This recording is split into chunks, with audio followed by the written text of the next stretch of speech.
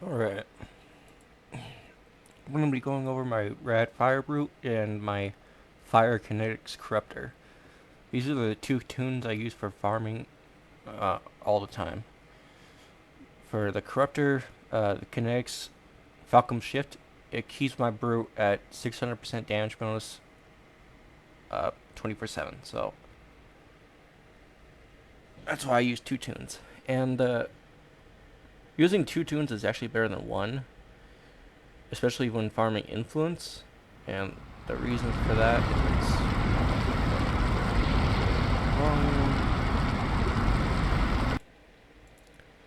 so for bosses, solo, if for bosses you would make it like 60 something thousand influence.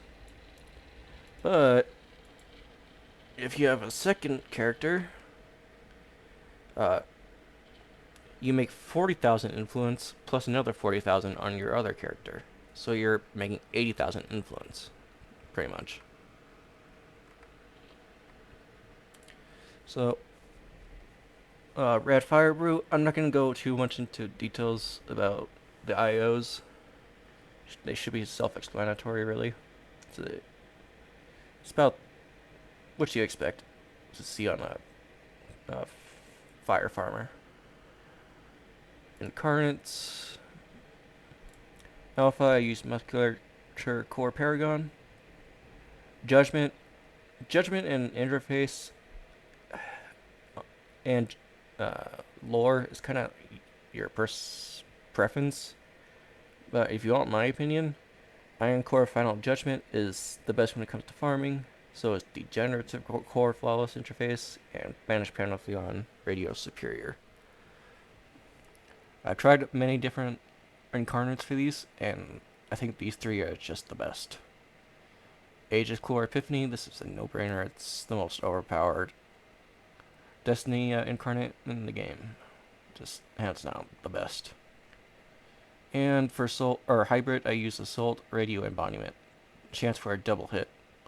The reason why we're going with double hit instead of the damage boost is because we're already going to be maxed out on damage, so no point. So let's just, if our abilities can strike again, that's especially AoE abilities, that's going to be amazing. Alright, so that's that. Fire Kinetics. Now, be warned, this build is going to cost a lot of influence. Pretty sure I spent around 1.5 or 1.7 billion influence on this build. And because reaching a fire resistance cap and a fire defense cap, or the soft cap at least, is not as easy as it is on tanks and brutes.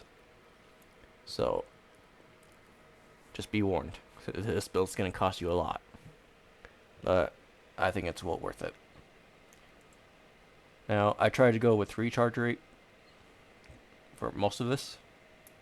So that way we can have Fulcrum Shift up and running all the time.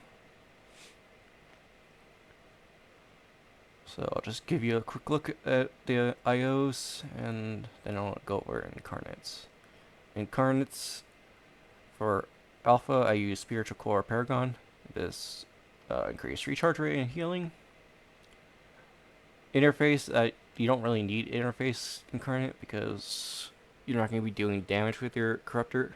And if you want, you absolutely can farm with your corruptor by yourself, but I wouldn't really recommend it, especially on close quarter maps like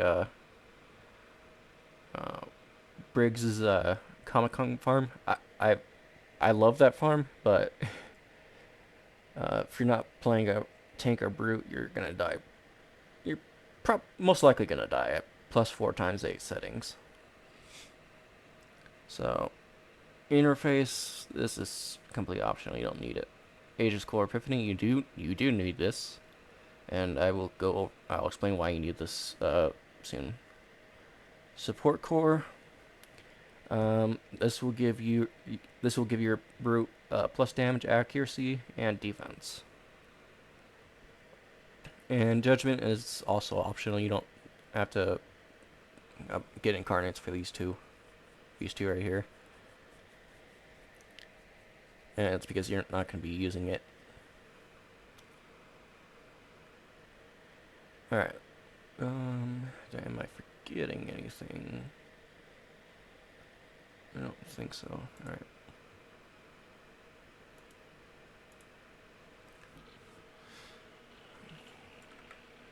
Alright, so let's go over my corruptor first.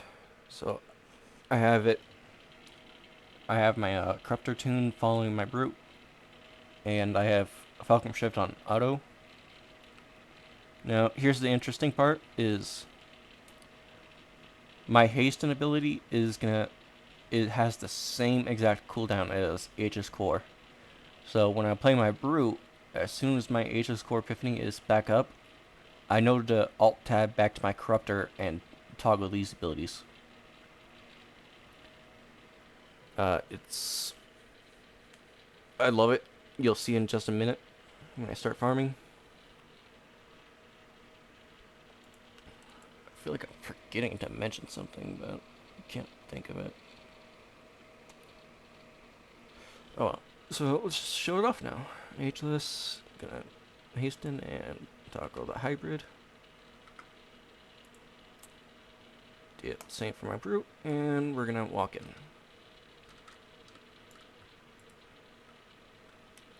Alright, Falcon Shift is active.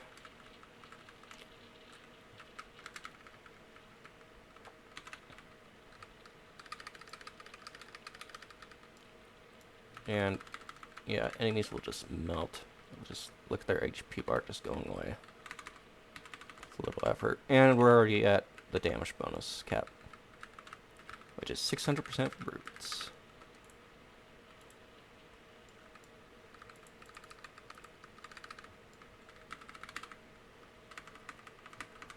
And I'll keep showing this build off until Aegis Core is back up. And I'll show you. I just alt tab right back to my corruptor and get all my abilities back up.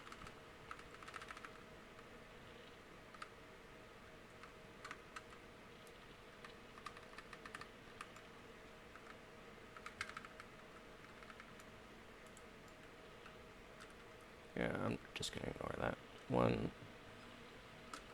Missing a lieutenant is not a big deal.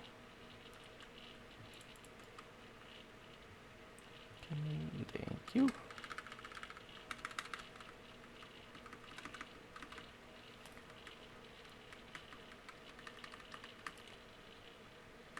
You might have a couple close calls when, in terms of your corruptor might get close to dying, but it should never happen if you're playing if you're not playing a close quarters map like Briggs' Fire Farm. Again, it's my favorite Fire Farm to play. It's quick, real quick, and you can make really fast influence, but unfortunately your corruptor will not survive that many enemies in such a close quarter. Oh, Aegis is back up. Let's use that. And yep, see, Hasten's back up on my corruptor.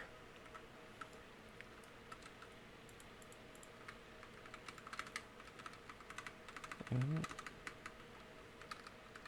yep, that's all there is to it. So let me know what you guys think of my builds in the description, and the mid reborn files will be in the description too.